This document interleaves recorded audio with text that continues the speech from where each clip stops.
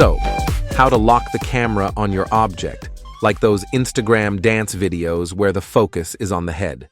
To get something like this in Blender, the process is quite easy. What you need first is a simple scene or any set you have with animation.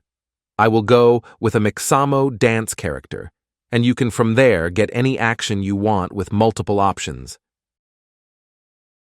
The first thing we need after that is a camera in the scene, so make sure you're on frame 1 and position the camera the way you like with the ratio that fits. I will place it on the front with a focal length around 80. Next to the focus area, we need to make the armature visible, and we can do that from the viewport display settings in the armature properties with the display in front option. Let's also add an empty and place it near the head area. After that, select the empty, hold Shift, and select the bones, then switch to pose mode.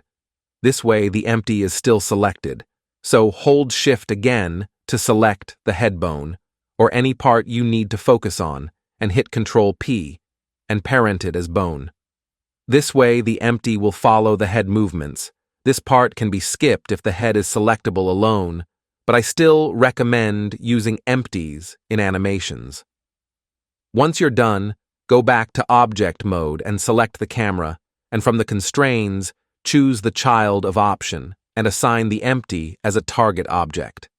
This way, the camera will follow the empty, and by result will follow and lock movement with your character or object. Now, depending on the scene you have, you probably won't need all the rotation axis being on, maybe even turn them all off like the animation I made at the start, but do experiment with it as you wish. And that's about it. Super easy, and with good results.